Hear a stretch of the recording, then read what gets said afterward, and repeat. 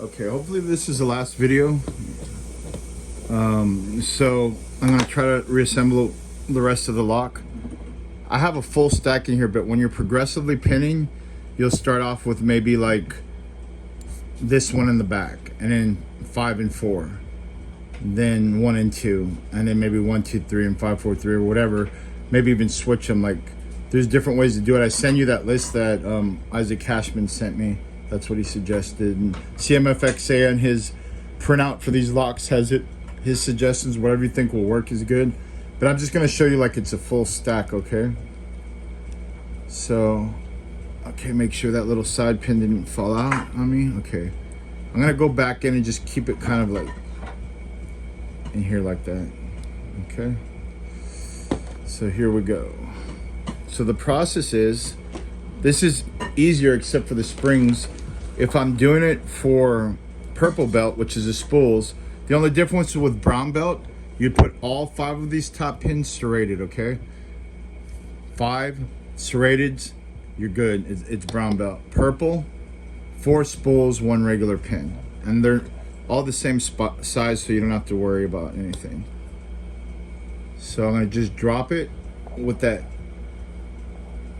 narrow tip on the bottom. Okay, there's 1, 2, 3,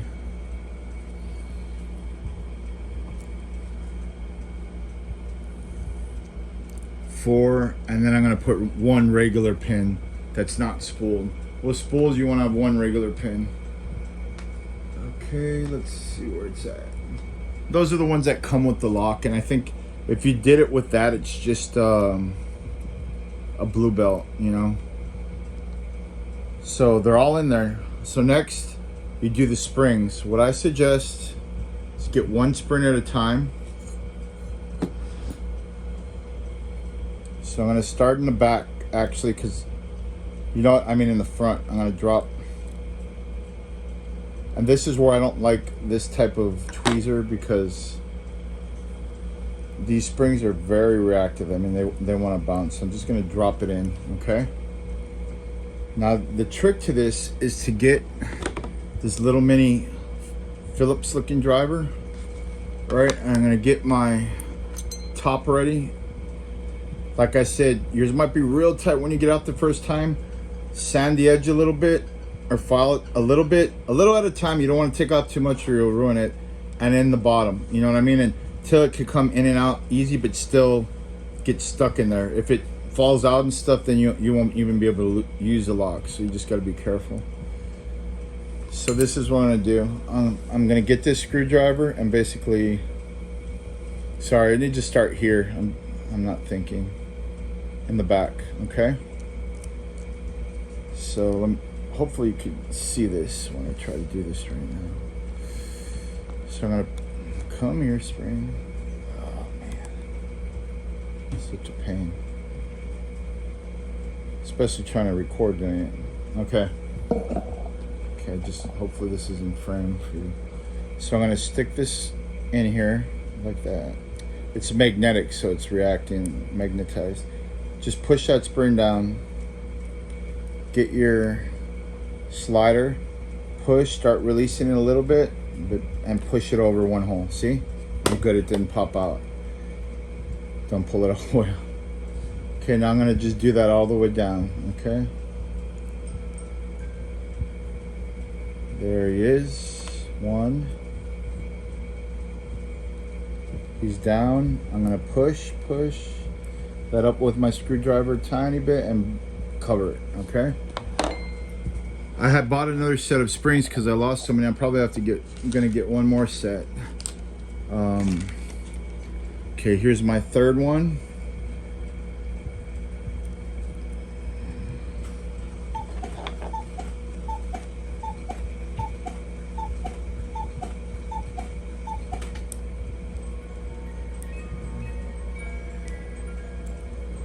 Okay, I just need 2 more, which are gone with the wind. So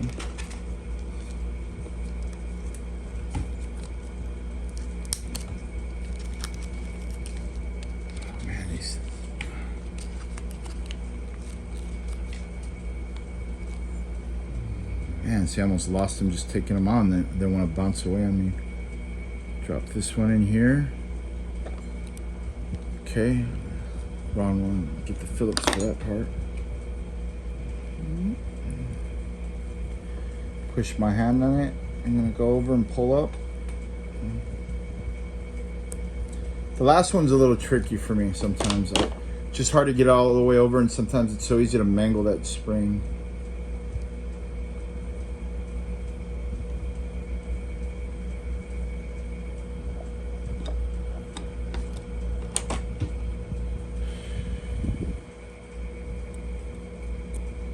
Okay, so I'm gonna push it.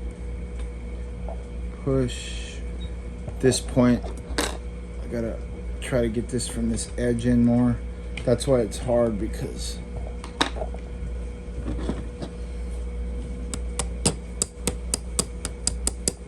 okay. See, it's caught in there, but I'm afraid when that happens that it's gonna mangle my spring up when I push more, which it did right now. You see that? So that spring's gonna be a little jacked up.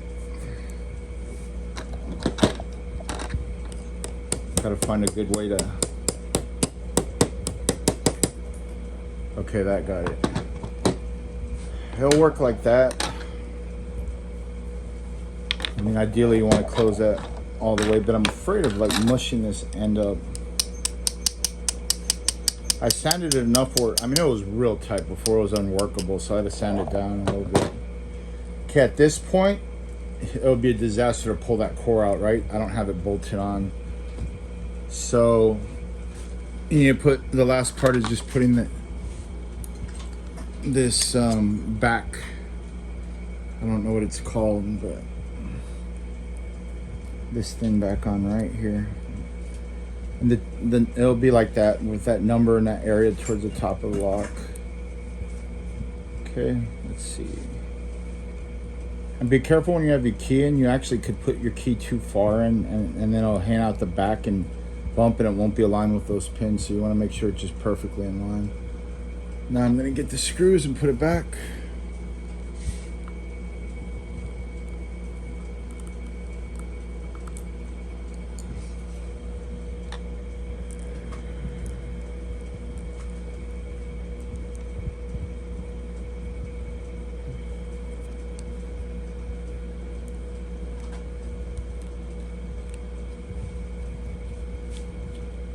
Okay, there's one.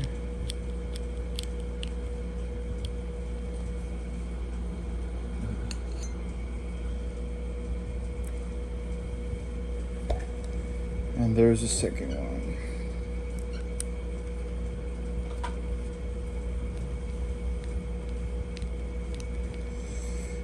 Now it's fully loaded up. It's ready to go. Purple belt. That's set at purple belt. To recap, we got 4 spools on top and 1 standard top pin. Okay, and then I got a counter milled key pin in here. I was gonna put 2, but the other ones, he didn't send me the right size to have more than 1, it seems. But as you can see, it's ready to go. Now if you wanted to do this for brown, all 5 of those top ones are gonna be serrated, and then it's a brown belt. And when you're progressively pinning this, you got to go through this process each time. So I'd start by taking this, have your key in there, keep your key in there all the way in. You know what I mean? You could turn it a little to the side like that. Unscrew this with your little screwdriver. Take out the cap, but don't pull out this cylinder. First, pull this thing off. Get a little, you're gonna get your little screwdriver, and use it as a pry bar at this edge, and pry that back enough so you could use this. And try to be careful. I mean, it was hard for me. Like I slipped it out and you saw what happened, but if you could do it carefully, go 1 chamber at a time, and the spring will just, and have your finger over it as you go.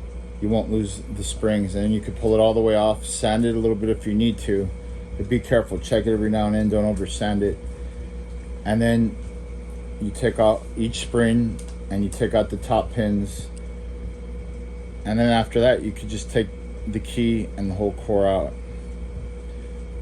Okay, if you bought another key from him at some point, and he gives you those pins for it, I mean, you're gonna have to figure out how they go in there, but I did show you what you do in that. So if you have any questions, certain things weren't clear, just let me know.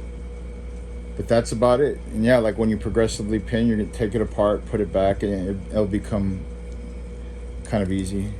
It is tedious, but you'll get faster at it. I'm having a hard time because I'm recording and sitting at an angle. But alrighty, good luck.